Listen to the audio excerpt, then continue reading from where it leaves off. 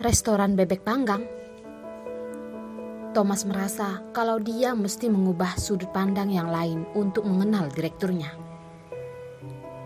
Direktur mengundurkan waktu meeting demi pergi ke restoran bebek panggang.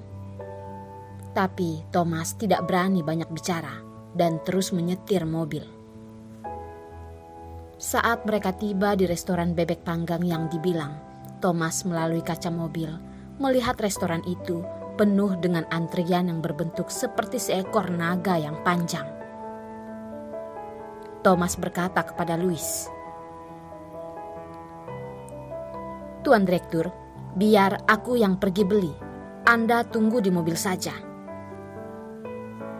Tapi yang membuat Thomas tidak kepikiran adalah Louis menjawabnya tanpa ekspresi. "Tidak perlu. Aku yang pergi beli." Dia masih belum melupakan betapa mengerikannya orang itu. Tapi malahan dia mengharuskan dirinya sendiri yang pergi membelinya. Dalam hati Louis, dia memikirkan alasan untuk dirinya sendiri. Siapa suruh wanita itu miliknya? Ini adalah hadiah ulang tahunnya. Jadi dia harus memberikan yang terbaik untuk Lina. Yang berarti sendiri mengantri dan membeli. Thomas melihat direkturnya meninggalkan mobil dan sampai di antrian yang paling belakang.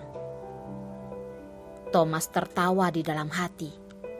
Dia melihat seorang pria berpakaian ala orang barat yang seperti seorang direktur mengantri di antara orang-orang tua dan anak muda itu. Ini merupakan suatu hal yang sangat jarang ditemukan. Tapi yang tidak bisa dipikirkan Thomas adalah kenapa direktur tiba-tiba ingin datang ke sini membeli bebek panggang. Biasanya juga tidak pernah melihat direktur bisa begini. Apa mungkin tuan direkturnya membeli ini untuk orang lain? Thomas melihat lagi direktur yang tak berekspresi di antara kerumunan orang banyak.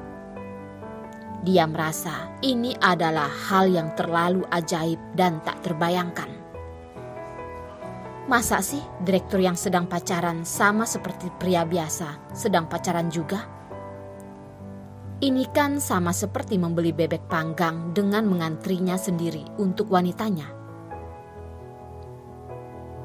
Louis mendengar sekelilingnya sangat ribut dan banyak orang yang terus melihat dia serta menunjuk-nunjuk ke arahnya. Hatinya semakin tidak enak.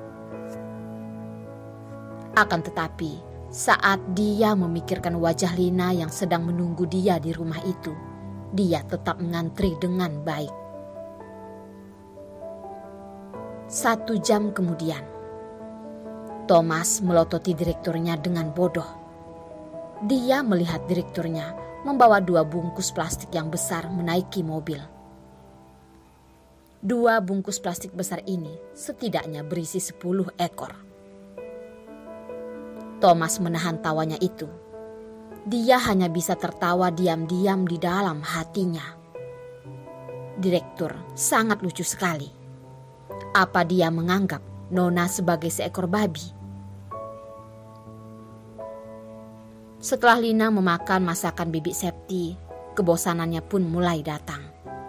Dia ingin membantu Bibi Septi membersihkan kamar, tapi ditolak Bibi Septi. Lina berencana untuk membaca beberapa buku. Dia bertanya, apakah dia boleh mengambil sebuah buku untuk dibaca. Bibi Septi menyetujuinya dan mengantar Lina ke ruang baca Louis. Setelah Lina memasuki ruang baca Louis, wajahnya langsung terlihat merah. Di ruang bacanya tergantung 3 bingkai foto mereka saat mereka di akuarium. Di atas meja Louis juga terlihat 1 bingkai foto kecil yang berisi mereka berdua. Lina tidak menyangka kalau Louis sangat cepat mencetak foto-foto ini dan menggantung.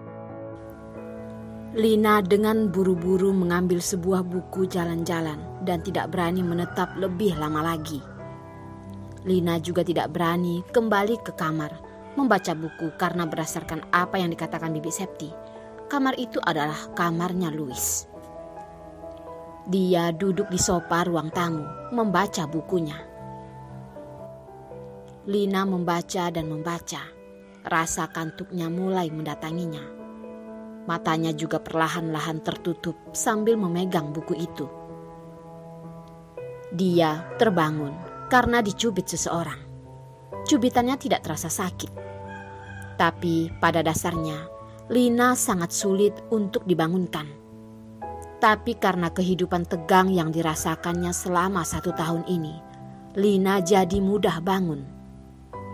Tapi sekarang dia malah tidur dengan nyenyak. Tiba-tiba dia diganggu lagi. Lina mengeluarkan suara dan menepuk tangan yang mengganggunya itu. Setelah mendengar suara pukulan, Lina langsung terbangun dan membuka matanya melihat kalau orang yang berdiri di depannya itu adalah Louis. Ini seakan seperti semangkuk air dingin yang disiram ke kepalanya dan membuat rasa kantuknya langsung hilang. Matanya yang terlihat canggung itu melihat Louis yang sedang mencubitnya. Barusan, apakah dia yang memukul tangannya? Louis berkata satu kalimat dengan nada yang dingin. Apa kamu ingin aku memotong tanganmu itu?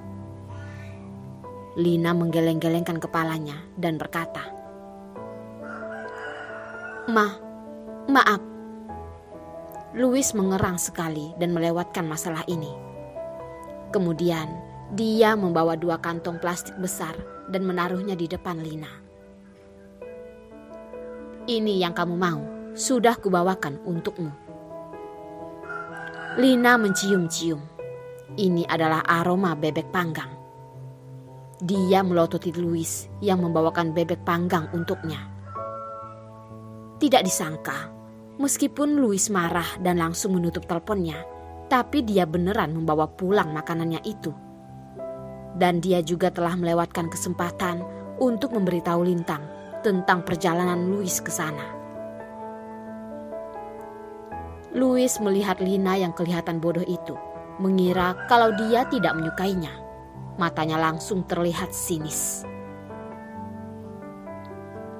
Kamu tidak mau makan lagi? Wanita ini lagi main-main ya? Karena kesombongannya itu, dia sama sekali tidak mau memberitahukannya kalau demi membeli bebek panggang ini, dia harus mengantri selama 1 jam. Saat Lina merasa nada bicara Louis tidak baik, dia melambaikan tangannya sambil berkata, Bukan seperti itu. Aku hanya tidak menyangka kalau kamu bakalan membelinya untukku dan juga beli terlalu banyak. Louis mengerutkan alis matanya dan dengan sombong berkata, Orang kaya ya begitu. Yang bisa kubeli untukmu itu hanya banyak, tidak bisa sedikit. Kalau kamu suka, aku juga bisa membeli restoran itu untukmu. Lina tersedak mendengarnya dan melambaikan tangannya lagi. Tidak perlu. Aku hanya melihat acara televisi tadi saja dan seketika aku menjadi congok dan ingin memakannya. Di saat ini Bibi Septi tersenyum sambil menaruh piring dan alat potong bebek itu ke depan mereka. Tuan muda benar-benar sangat menyayangi Nona ya.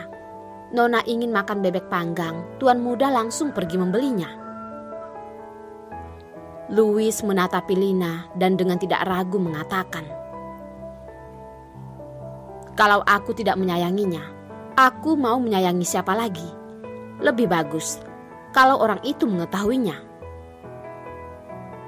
Setelah mendengarnya, Lina menundukkan kepalanya. Dia bisa merasakan jantungnya itu mulai berdegup dengan kencang sekali. Bibi Septi memotong bebek itu menjadi lapisan dan menaruhnya di atas piring. Di mata Louis, keinginan Lina itu hanyalah memakan seekor bebek panggang, meskipun dia baru saja memakan bebek. Louis merasa puas melihat Lina makan. Hatinya juga terpenuhi perasaan yang bisa memuaskan wanitanya ini. Dia mendadak bertanya kepada Lina, "Enak tidak? Kalau kamu masih mau, aku bisa pergi beliin lagi untuk..."